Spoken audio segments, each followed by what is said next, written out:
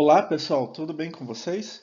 Espero que vocês estejam tomando todos os cuidados com a pandemia de coronavírus, né? Principalmente vocês que muitos já estão trabalhando na área de farmácia e são profissionais maravilhosos e que a gente precisa muito de vocês. A gente, como sociedade, precisa de vocês. Então, por favor, continuem a se prevenir, a tomar todos os cuidados. E lá na linha de frente, eu desde já agradeço por todos nós que estamos sendo beneficiados pelo trabalho de vocês. Isso é extremamente importante. Eu quero ver vocês logo, logo pessoalmente e agradecer pessoalmente a cada um pelo trabalho maravilhoso que vocês estão fazendo. Bom, dando continuidade ao nosso assunto, a gente semana passada estava falando do controle de qualidade da água.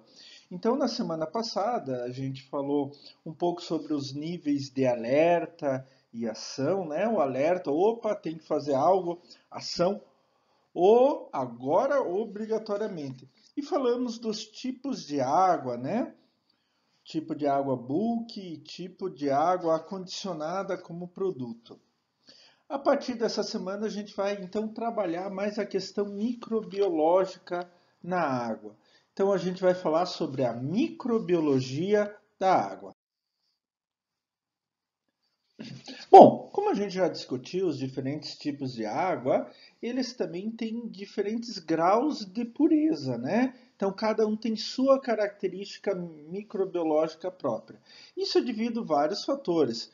Obviamente, o método de obtenção daquele tipo de água específico é extremamente importante para definir a sua característica microbiológica e, por conseguinte, seu grau de purificação. Este é exigido muitas vezes dentro das farmacopeias ou mesmo através de legislação municipal, estadual ou federal, né? E também as características microbiológicas dos diferentes tipos de água vai depender muito da estocagem e da distribuição, tá? Independente se é água potável, água purificada, altamente purificada e assim por diante. Tá? Então a gente tem que levar em conta, em relação às características microbiológicas da água, tudo o que nós fizemos para chegar até aquela água. De novo, método e grau de purificação, estocagem e distribuição. Vamos começar com a água potável? Bom, é, por que a gente tem água potável? O que a gente diz que é água potável? A água potável é aquela que a gente pode consumir sem grandes problemas, né? Vocês sabem que até o século XIX tinha-se pouca preocupação com a qualidade da água potável? Essa preocupação só veio no final do século XIX, começo do século XX, exatamente para parar doenças que são veiculadas junto com a água, como casos típicos de febre tifoide, cólera e disenteria. A partir do momento que o ser humano ele começou a colocar esses padrões de água potável na água distribuída dentro de uma certa sociedade, dentro de uma certa população, começou a diminuir muitos casos dessas três doenças, como um exemplo qualquer, né? A gente ainda tem hoje casos de febre tifoide, cólera e disenteria ligados à proliferação através do sistema de água, porém, naqueles casos onde que os sistemas de tratamento são deficientes ou mesmo não há sistema de tratamento. Então a gente ainda tem que tomar cuidado. Universalmente, em quase todos os lugares, aceita-se que a água potável tem até 500 unidades formadoras de colônia por ml de heterotróficos em geral, e de preferência a ausência de indicadores fecais em 100 ml. Porém, a gente sabe que pode ter uma série grande de variações, né? E essas variações, elas vão depender de alguns fatores. Os dois principais fatores que vão trabalhar nessas variações de populações microbianas na água potável são origem da água. Eu posso ter um rio pobre em nutrientes, então ele automaticamente vai ter menos micro-organismos, né? Ou um rio rico em nutrientes, naturalmente rico em nutrientes, e daí ele naturalmente vai ter uma maior capacidade de estabelecimento de população microbiana, tá? Isso é bem normal. Fora o caso de rios poluídos, né? Principalmente poluídos por esgoto residencial. A característica principal do esgoto residencial é ter uma alta carga microbiana com grande disponibilidade de nutrientes.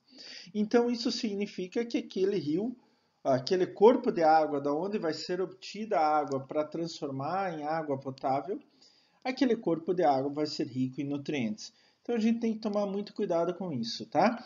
Por isso que sistemas de tratamento para obtenção de água potável, elas a primeiro objetivo, a primeira ideia é eliminar os nutrientes, porque daí você diminui muito a capacidade de estabelecimento de populações microbianas. Outra coisa que a gente tem que tomar cuidado é a época do ano, né? E a época do ano, ela vai acabar inserindo duas variáveis naquela água que vai dar origem à água potável. Primeiro, disponibilidade de nutrientes. Por exemplo, um rio dentro de uma cidade, ele vai ter mais nutrientes em épocas que a população está agindo mais, está utilizando mais os serviços dentro daquela cidade. Por exemplo, em épocas de férias, vão para outras cidades, litoral. Vamos pegar Curitiba aqui como exemplo. Época de férias, férias escolares, uma boa parte da população viaja ou para o interior ou para o litoral. Curitiba fica com menos habitantes. E daí eu vou ter menor disponibilidade de nutrientes. Vou ter menor capacidade de colonização microbiana daquela água específica. A temperatura também tem muito a ver com isso, né? Quanto maior a temperatura, maior a população de micro-organismos na coluna de água. Menor a temperatura, menor a população de micro-organismos. Se eu tenho uma população altamente ativa, jogando muito esgoto naquele rio, e alta temperatura, então eu uno os dois e a população microbiana aumenta mais ainda. Existem vários tipos de micro-organismos que podem colonizar a água e dar problema na água potável, as gram-negativas em geral, né? Pseudomonas, tiobacilos, víbrio e etc. Mas a gente tem que tomar cuidado não só com aqueles que a gente consegue cultivar, como pseudomonas, caso clássico, mas também com aquelas viáveis, mas não cultiváveis, as chamadas VNC. Isso significa o quê? Elas estão ali, elas estão agindo, mas quando a gente faz análise daquela água em meio de cultura, por exemplo, com meio de cultura geral para bactérias heterotróficas, digamos assim, elas acabam não aparecendo. É o caso do Tiobacilos, que não cresce em meio para heterotrófico, e o Mycobacterium, que até cresce, mas leva 11 semanas de incubação. Como a gente deixa 2, 3 dias, no máximo, a gente acaba não detectando o Mycobacterium. Isso só são dois exemplos, mas tem outros exemplos que a gente tem que tomar cuidado. Cada caso é um caso diferente, tá? Aqui no Brasil, como no resto do mundo, o fornecedor da água potável, vamos dizer assim, Curitiba ou grande parte do Paraná, é a Sanepar. Então, esse fornecedor, ele tem responsabilidade sobre o tratamento da água que ele coleta no meio ambiente para evitar, e daí ele coleta, trata e manda até a casa das pessoas. E esse tratamento tem como intenção evitar a proliferação e a sobrevivência de micro-organismos, principalmente aqueles patogênicos, quando a água potável chega até a população, chega até a empresa e assim por diante. Por isso é importante, extremamente importante, que o fornecedor, logo após o tratamento, antes da distribuição, faça a cloração da água, porque o cloro é um biocida. A gente ainda tem outros casos, né? Muito comum, principalmente no interior, uso de poços. Sabem aqueles poços lá no sítio do vovô, da vovó, com rasos entre 8 a 12 metros de profundidade, que você ainda tem uma manivela com uma corda, coloca um balde na ponta corda e coleta água. Esse é chamado um poço normal, um poço pequeno, né? Um poço raso. É, E também tem os poços artesianos, né? Geralmente são industriais, poços que vão até 80 metros, 120, 200 metros de profundidade. A gente diz o seguinte, que essa água encontrada nos poços é a água da chuva, que passa por toda uma camada de solo e daí se deposita em algum lugar. Quando eu tenho um depósito bem mais perto da superfície, eu chamo de lençol freático ou freático, né? Quando eu tenho mais profundo, então a gente chama de água subterrânea. E a gente diz que quanto mais fundo o poço, menor a possibilidade de contaminação. Isso significa o quê? Que a água passa por uma camada muito maior, digamos assim, entre aspas, de filtração. Então, um poço artesiano, ou mesmo semi-artesiano, é muito melhor, tem muito menos contaminação microbiana do que esses poços rasos que a gente tinha no sítio do vô, no sítio da avó, lá no interior. Né? A gente tem que tomar cuidado, muito cuidado com esses poços rasos. Normalmente a água de poços rasos tem uma colonização microbiana muito grande e deve ser sim submetida a um tratamento antes de ser usado. Por exemplo, esquentar por um bom tempo essa água. A gente vai falar mais adiante isso daí, tá? Mas quanto mais fundo, menor a possibilidade de contaminação. Eu não digo que um poço artesiano de grande profundidade não tenha contaminação, mas a possibilidade, gente, fica entre nós, é muito pequena, mas muito pequena mesmo, tá? Qual que é o principal problema do controle de qualidade microbiológica da água para a gente na indústria, principalmente na indústria farmacêutica? É o chamado biofilme, crescimento microbiano em sistema de água purificada. Vamos dar uma olhada sobre isso? O que são esses famosos biofilmes? Eu acho que vocês já devem ter ouvido falar, devem ter discutido em outras aulas ou mesmo em situações práticas. O biofilme hoje é uma das áreas mais estudadas em microbiologia ligado à indústria, tá? Não só a qualidade de água, não só a indústria farmacêutica, mas em um monte de coisas. O biofilme também é discutido em outras áreas, por exemplo, da medicina, da odontologia, né? Quando eu tenho uma cárie, o que é uma cárie? Um crescimento de micro-organismos em cima do dente. Isso é um biofilme. Crianças que têm muitos problemas respiratórios quando é pequenininha, normalmente ela tem formação de biofilme nas vias aéreas superiores e etc. Biofilme está ficando cada vez mais comum, mais importante o estudo de biofilme, e a gente diz que é um conjunto de micro-organismos que fica emaranhado numa matriz de polímero orgânico em uma superfície qualquer. Vamos ver a figura aqui embaixo. Eu tenho uma tubulação de água. O que acontece? Muitas vezes na tubulação de água, a gente tem uma deposição de material orgânico qualquer. Vocês estão vendo na parte de baixo dessa tubulação, desse desenho aqui. Esse desenho é bem prático.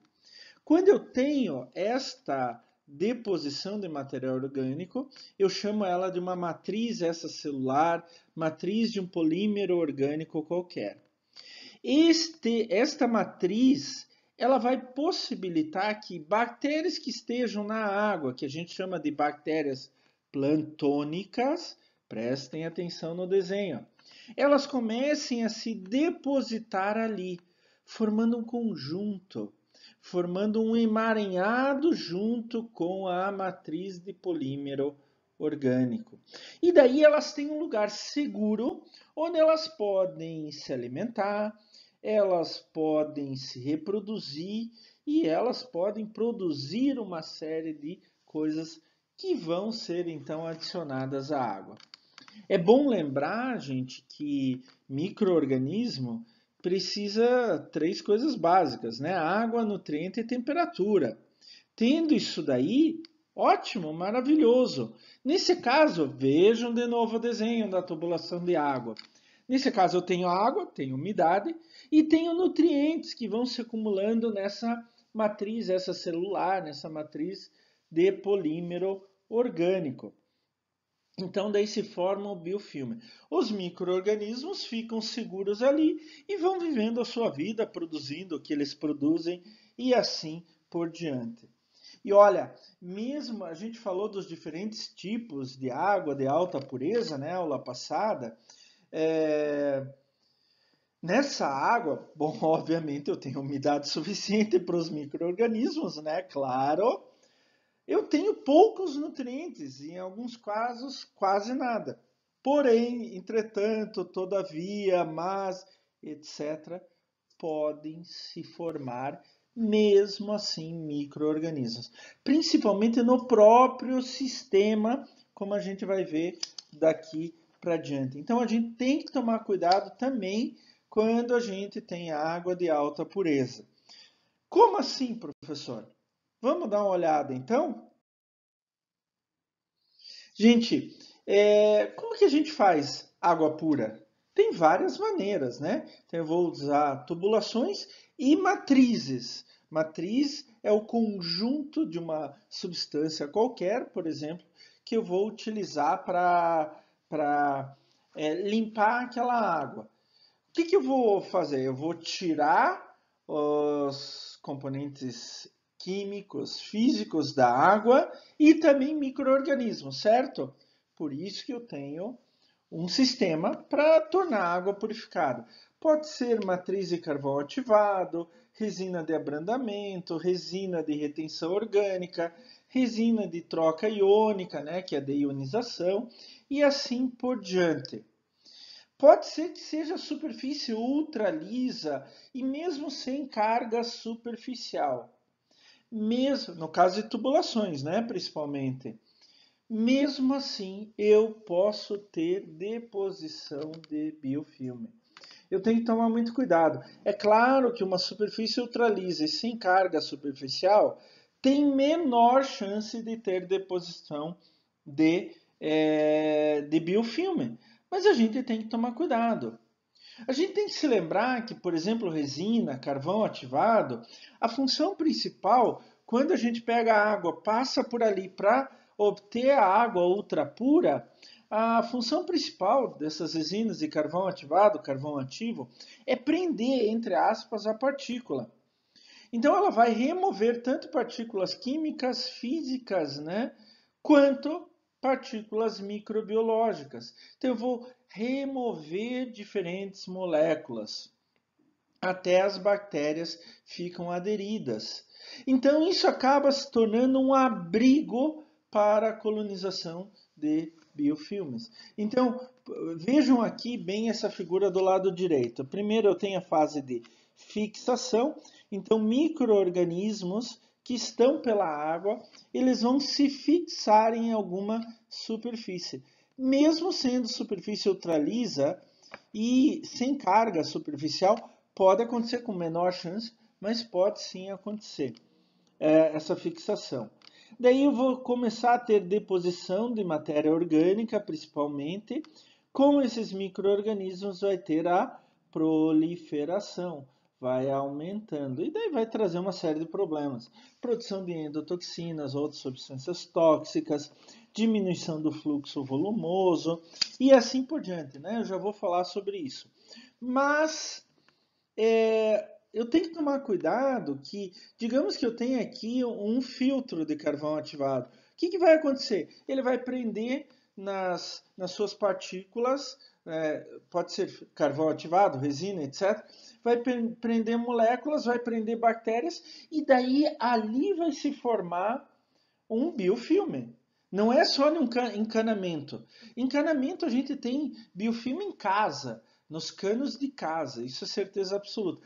Eu estou falando agora de sistemas de tratamento de obtenção de água purificada. Então eu posso ter na matriz de carvão ativado, na matriz de resina, eu posso ter a formação de biofilmes.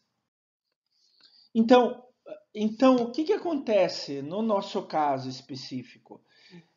Nos nossos filtros, carvão ativado, resina qualquer, eu vou tendo a formação desse biofilme e vou diminuindo a capacidade de passar água pelo meu filtro. Então a gente chama isso de oclusão do canal de água. Aqui eu coloquei numa tubulação, voltei àquele desenho anterior, né, o primeiro desenho, coloquei estou falando de tubulação, mas imagine que isso seja os canalículos que estão dentro do meu filtro de resina, meu filtro com carvão ativado, filtro de areia, ou sei lá mais o que. Tá? A gente tem vários métodos disponíveis. Então, um dos grandes problemas é que meu sistema de purificação, seja por carvão ativado, resina, areia, etc., ele vai diminuindo a sua pressão de fluxo, né? Então é muito importante, porque isto é um sinal que eu tenho formação de biofilme no meu sistema, né? Se diminui essa pressão de fluxo, eu tenho biofilme, eu tenho que fazer alguma coisa. Daí eu tenho que fazer sanitização. Coluna de carvão, por exemplo, eu posso fazer com água quente. Resina de abrandamento, retenção orgânica, troca iônica, elas são mais resistentes à água quente e cloro. Talvez eu tenha que usar outras maneiras, mas isso a gente vai discutir a aula que vem, uma aula só para sanitização, no caso desses filtros, dessas colunas, tá? Outras maneiras também são, por exemplo, um sanitizador ultravioleta, UV, né, que é colocado em posição superior em relação ao filtro, quer dizer, na entrada do fluxo de água, mas eles não são absolutos, quer dizer, pode dar problema. Eu colocar filtros de menor tamanho de poro, como por exemplo 0,1 micra, normalmente tem um comportamento uniforme, passa alguma coisa, e outro problema é diminuir muito o fluxo de água. Uma saída para isso, alguns autores mostram, colocar uma série de 2 filtros de 0,22 micra. E também tem membranas de osmose reversa. O problema é, vocês sabem que ela tenta equilibrar a concentração de um sal qualquer, por exemplo, de alguma coisa qualquer de um lado da membrana em relação ao outro, né? Então, pode ser que as impurezas fiquem no lado ativo da membrana, formando biofilme. Uma solução é usar osmose reversa e água quente, por exemplo, tá? Mas a gente vai discutir mais isso adiante.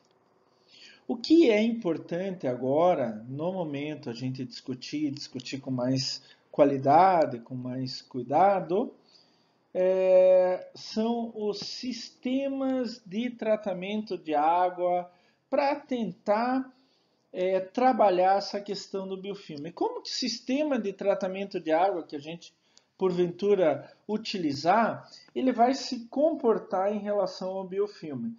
A partir desse momento de que a gente sabe como ele vai se comportar, a gente pode proceder a um sistema de sanitização específico. Então vamos ver agora como funcionam alguns sistemas de tratamento de água em relação à formação de biofilmes, e daí na aula que vem a gente vai ver com mais detalhes, muito mais detalhes, a sanitização, o que a gente pode utilizar para diminuir cada vez mais essa possibilidade de formação de biofilme e, consequentemente, a contaminação microbiana da nossa água que a gente vai utilizar, mesmo sendo água ultra pura, vai utilizar na indústria farmacêutica, tá? Então vamos discutir um pouco sobre sistemas de tratamento de água e a presença de biofilmes, né? Em primeiro lugar, qual que é o objetivo de um sistema de tratamento de água? Óbvio, né? Senão a gente não faria. Primeiro, reduzir componentes químicos, que no nosso caso, na indústria farmacêutica, a ideia é impedir interação com fármacos. Se eu tenho um componente químico na água que eu uso para fazer um fármaco, né, ou como parte integrante do fármaco, ou como insumo durante a fabricação, processo de fabricação, eu posso ter uma interação com o fármaco se eu tiver contaminantes, né, químicos nessa água, e daí o fármaco perder a sua ação, a sua capacidade de ação. Um outro objetivo, obviamente, é reduzir a carga microbiana, né, que a gente tem trabalhado isso. Vocês sabem que os micro-organismos podem interagir com os fármacos e também, se aplicados nas pessoas, eles diretamente nas pessoas através do fármaco, eles podem causar uma série de problemas. E a partir daí, a gente tem um subobjetivo, né, desse objetivo, que é remover as endotoxinas que são fabricados, que são criados por esses micro-organismos. Então, eu já falei para vocês que a gente tem vários sistemas de tratamento de água, né, conforme o tipo de água que a gente tem, e cada sistema ele tem uma característica em relação à presença, à formação do biofilme. Vamos lá, então? Então, o tratamento mais simples, gente, é o tanque de tratamento. Então, o que é isso? É uma exigência universal mínima, principalmente para água potável. É um grande tanque, daí pode ser de diferentes materiais, depende do tamanho desse tanque, depende da necessidade de água, etc. Mas é um grande tanque onde que a água é deixada em repouso. O que acontece? Quando a água é deixada em repouso, todas as partículas sólidas daquela água, eles acabam sedimentando no fundo, tá? E isso também se refere a micro-organismos. Muitos dos micro-organismos, eles se sedimentam junto com partículas sólidas, pode ser orgânicas e inorgânicas, porque eles estão aderidos a essas partículas, tá? Então, quando eles sedimentam, eu não estou matando o micro-organismo, ele só sai da coluna de água, vai para o fundo ou mesmo para as paredes. Normalmente é mais no fundo. Isso a gente vê caracteristicamente em tratamento de água potável. Então, essa água que vocês ganham da Sanepar, por exemplo, sempre tem uma fase do tratamento dessa água que é a sedimentação.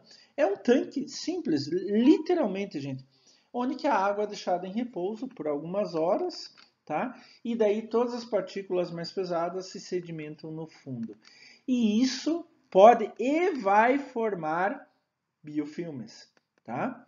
A questão é que vai formar biofilmes no fundo e nas laterais, tá? Então daí eu posso pegar aquela água da coluna sem pegar a água de fundo. A sedimentação dessa água em tanque de tratamento é boa também para componentes físicos e químicos da água que a gente queira tirar. Professor, é bom esse sistema de tratamento? Não, gente, é simples. Ele só vai tirar o grosseiro. Então, a água pura, a água ultra pura, não basta isso, tem que ter mais coisa. Um outro sistema de tratamento que é muito utilizado, inclusive também para água potável, é o leito de carvão ativo ou carvão ativado, né? Então a gente tem um tanque de tratamento e no fundo do tanque a gente coloca um leito embaixo, né? De carvão finamente dividido, tá? Então esse material que está na coluna de água vai sedimentar e vai se ligar ao carvão finamente dividido ali, o carvão ativo finamente dividido. Normalmente essa ligação se dá por diferença de cargas. Se lembram? Cargas opostas se atraem. Então, esse leito de carvão ativado é muito bom para remover materiais orgânicos de baixo peso molecular e agentes oxidantes como, por exemplo, o cloreto.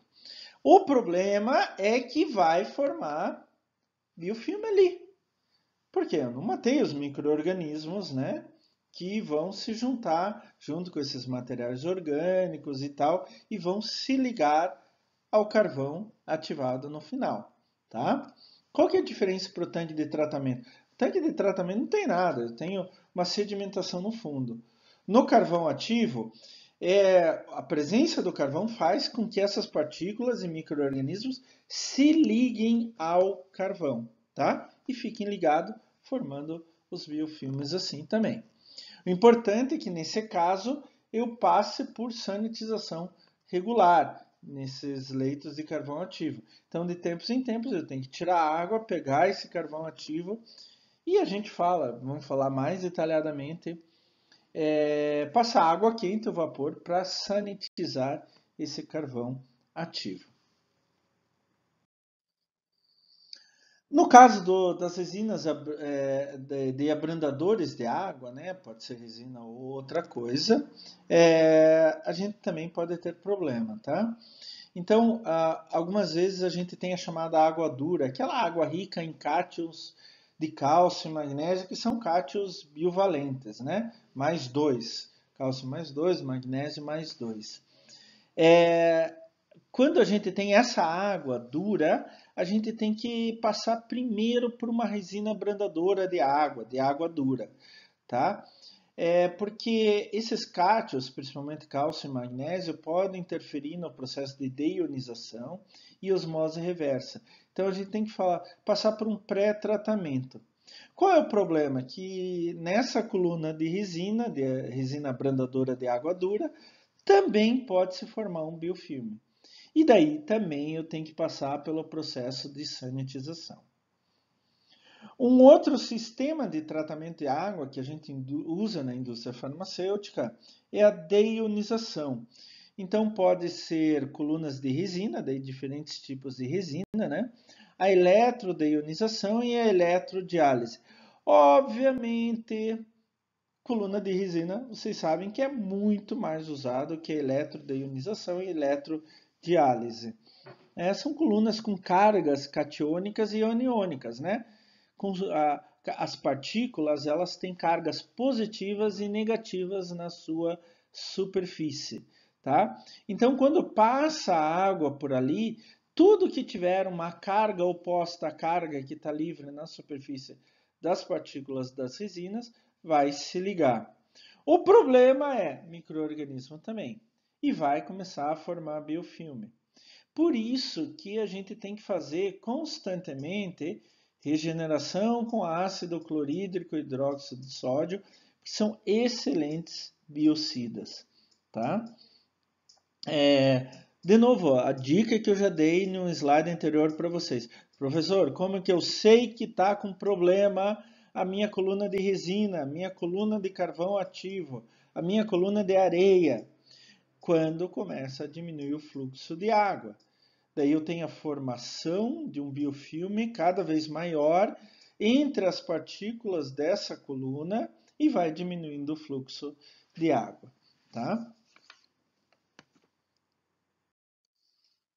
Um outro caso de tratamento de água para obtenção de água a ser usada na indústria farmacêutica é o famoso sistema de osmose reversa, né? Eu acho bem legal a osmose reversa, que ele é utilizado muito para dessalinização de águas. Por exemplo, a cidade de Sydney, na Austrália, a maior cidade da Austrália, tem uma das maiores usinas de dessalinização do mundo. E ela usa, entre outras tecnologias, principalmente a osmose reversa, né? A osmose reversa nada mais é do que uma membrana semipermeável que tem uma pressão diferencial entre os dois lados da membrana. Então, essa pressão diferencial é que vai direcionar a água através da membrana. Eu tenho uma pressão de um lado e outra pressão de outro lado, né? Então, ela tende a igualar as pressões, vai fazer com que aquela água passe de um lado para o outro para igualar as pressões entre os dois lados da membrana e uma parte vai ficar retido na membrana, nessa membrana semipermeável. Isso faz com que a água, no caso nosso, né, de tratamento de água, tenha melhores condições químicas e microbiológicas, tá? Normalmente, sistemas de osmose reversa não são utilizados de uma forma única, mas em série. Eles são colocados vários, um depois do outro, para diminuir o máximo possível de contaminação química e microbiológica. Qual é o grande problema da osmose reversa? Que vai dar colonização microbiana em um dos lados da membrana. E isso, no caso da osmose reversa, é muito difícil tirar, tá? É muito difícil tirar. Tem alguns trabalhos mostrando que a água quente ajuda, mas mesmo assim é muito difícil. Um outro sistema de purificação de água para a indústria farmacêutica que a gente utiliza é a chamada destilação, né? Então, aquele que você esquenta a água, vira vapor, depois você condensa a água de novo, né? A gente faz cachaça por destilação, não é isso? Eu não tomo cachaça, gente, não sou muito chegado nisso, mas alguns de vocês podem me orientar melhor no caso da cachaça, né? A destilação é muito usada para fazer água para injeção e água purificada em geral, tá? O problema é quando eu tenho contaminação de endotoxinas, principalmente aquelas mais resistentes a temperaturas mais altas, que delas são concentradas pela evaporação. Sabendo disso, muitos desenvolvedores de equipamentos de destilação para a indústria farmacêutica, eles desenvolveram métodos que reduzem essa concentração de endotoxinas, diminuindo o risco de contaminação microbiana da água formada.